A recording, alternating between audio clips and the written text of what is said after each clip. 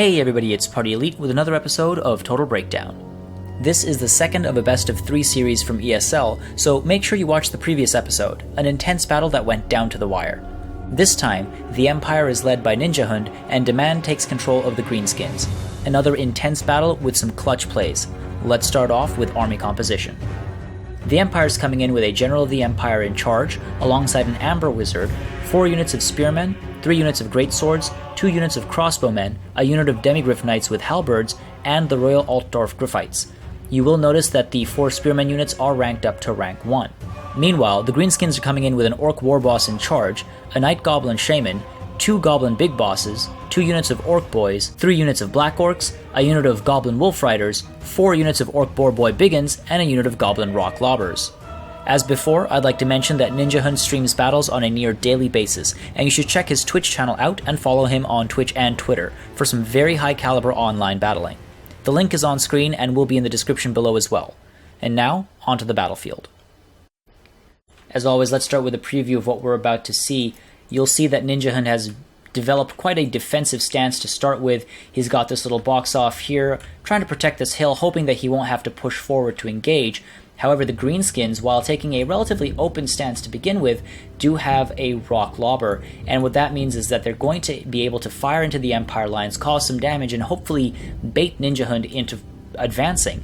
And that would be extremely helpful because these Goblin Wolf Riders that are off to the side, they can then come in from behind and create a flanking situation and cause some damage from the rear.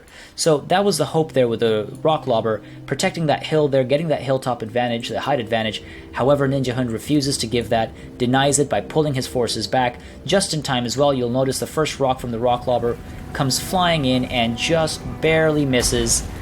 So very good timing, pulling them back just in time, and at the same time pushing the General of the Empire and the Amber Wizard ahead, trying to get some early damage and scouting in. These units all clump up as they advance, and so the Amber Wizard is able to drop a Flock of Doom, cause a nice amount of early damage, and get some early pressure in there. All in the meanwhile, pushing forward, trying to get that Rock Lobber to move far enough up ahead that they're able to cause damage to the Empire. And you'll see as the Rock Lobber pushes forward, Ninjahund actually continues to pull his units back. As that's happening as well, though, Daman does a very clever thing. He pulls his Orc Boar Boy Biggins, as well as the Orc Warboss and the Goblin Big Bosses, to create this sort of alleyway, so that as the Rock Lobber advances, they're able to come in to support from either side if the General of the Empire or the Amber Wizard decide to dive in and attack the Rock Lobber. That way, Ninjahund isn't actually able to engage, and you'll see he's being forced onto the back foot a little bit, once again retreating, refusing that height advantage, refusing the artillery damage early on.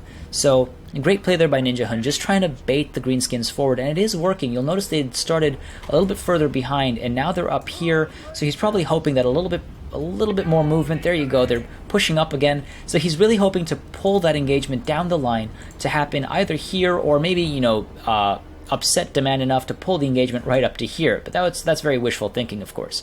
So again, moving this alleyway up as the Rock Lobbers move forward. So great management there, making sure that these units never have the opportunity to swoop down and take the Rock Lobber out of commission. And once again, another retreat being ordered, but then interrupted as Ninjahund finally decides that he might just be able to engage the units down here and force the Greenskins down the hill, thereby negating this hilltop advantage. So great movement there. And now he's pushing the General of the Empire and the Amber Wizard back a little bit, possibly creating some hesitation for Daman, just not sure which way these units are planning on going, and he is just trying to get a scout in. I'm not sure he's aware of this Night Goblin Shaman. There you go. So there, it's been spotted now. So again, that scouting just helps a little bit, makes him a bit more aware of the situation and what he's up against. Now, as he's moving his troops up, it looks like he's not aware of these Goblin Wolf Riders, so very good placement there, right off to the side, making sure they don't get noticed because all the attention is centered down here, focused in this area. And now the Goblin Wolf Riders have been activated. They're being pushed down this way because it's clear now to Daman that the engagement isn't going to happen here or here as he'd initially hoped, but instead will probably take place further down the line. So to make sure these Wolf Riders don't become useless, they're being pushed a little bit further back, and again, it looks like Ninjahund just hasn't noticed that they exist. Attention fully focused over here. He's also pushed these Griffites off to the side here, and these Demigryph Knights as well are being pushed off to the side here, possibly hoping to create a flanking maneuver at some point, some sort of a pincer. But again, just need to be a little bit cautious about all these Orc Boar Boy Biggins, especially when there's so many of them, and they're assisted by big bosses and the war boss himself. Now, you'll notice that Daman is sort of weighing his options here, does push a little bit outward, want to make sure that he can intercept these guys, and this is a bit of a mistake. One of the early mistakes that Daman makes, he drops the sneaky stabbing spell in this clump, which, is a good idea. He's planning on sending these guys in to engage, but he drops it far too early, and you'll notice as this engagement starts, as these units actually jump in towards the Demigryph Knights, the spell actually dissipates. So that was a bit of a waste of Winds of Magic. The full efficiency wasn't realized there. If he'd waited just a little bit longer and had cast once the engagement had started, or just before the engagement started, it would have been much more efficient. You'll notice, though, despite that, the Gryphites are taking quite a beating. This is a heavy, heavy load for them to deal with, and the General of the Empire and the Amber Wizard have to be called in to assist right away. Meanwhile, the archers are firing into the rock lobbers, as well as these cavalry units, just trying to get some damage in there, and here you go. The Manticore comes out, trying to provide some assistance. You'll see a fair amount of damage is being done to the Boar Boy Biggins. However, these Gryphites are being very quickly taken care of. That's a severe amount of damage. They're up against quite the challenge, and at the same time, these other Orc Boy Biggins are being forced in, as well as this Goblin Big Boss just being pushed into this fight. More spellcasts going down, just supporting, trying to drop down the Empire's capabilities, because these are some really sweet targets in there right now. The General and the Amber Wizard both in there. They can get stuck in and killed if this opportunity is played out perfectly. Now the fronts are about to engage as well. You'll see a little bit of mismanagement here. It could have been better managed by Ninjahund by specific targeting. I know he likes to hard lock groups and send them into move attacks, if you'd like to call them that, but it creates situations where these spearmen are well engaged, but these spearmen are going to be destroyed by Black Orcs. Also, I should say that Daman could have been a bit more careful with his attack order. You'll notice a lot of these attacks happen head-on, but these Black Orcs had a great opportunity to come swinging around onto these spearmen, and off to the side here, these Black Orcs could have been disengaged, maybe pushed down the middle, so a little bit more precision there would have made a difference, but of course there's a lot going on here for both players. I wouldn't be surprised if that's where all their attention was right now. The General of the Empire just able to sneak out there. Meanwhile, at the back here, these Goblin Wolf Riders were able to come in from the rear, take care of both of these archer units, disengage them completely, and the Amber Wizard has also been completely broken. It's routing right now, and it will go right off to the edge of the map and give up entirely. Meanwhile, another sneaky stabbing goes down here, helping these Black Orcs and these Orc Boys just take care of the units they're up against. And again, just this mess going on here of all these units, just full-on engagement. These Orc Boys are giving up very quickly, however, it's fine. They've got these Black Orcs right behind them, and they're going to cause the bulk of the damage. They're extremely powerful, especially against armored units. They're extremely heavy-hitting, and these Orc Boar Boy Biggins now have full access. They're able to come right around this obstacle, come in from the rear. This big boss as well coming and engaging a unit of crossbowmen. These guys coming down to engage as well, just trying to make sure that these crossbows aren't able to trickle down any fire. Great play there. You're just taking care of this flank completely, being able to push in, and you'll notice the middle is actually won by the Empire. They're able to push back these Orc Boys as well as these Black Orcs, so great play there. I believe it was a combination of great swords as well as spearmen, just able to fend those guys off. The General of the Empire as well swooping in to help and assist with some extremely helpful damage and some buffs, helping their morale stay up and their defensive capabilities as well. You'll notice, however, on this side, Daman makes a fatal mistake, just letting the war boss get caught out by the Manticore and the General of the Empire, as well as some spearmen.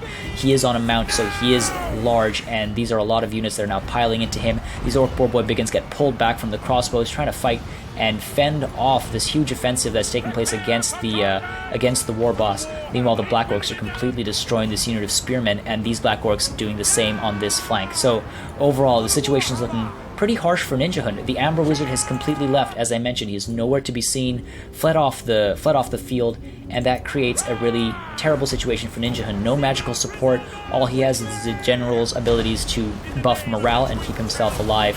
Now you'll see again some more magic going down. Itchy Nuisance, trying to make sure that these units are not able to kill off the Goblin Big Boss. The Manticore was probably the bigger concern, the Manticore on the War Boss there.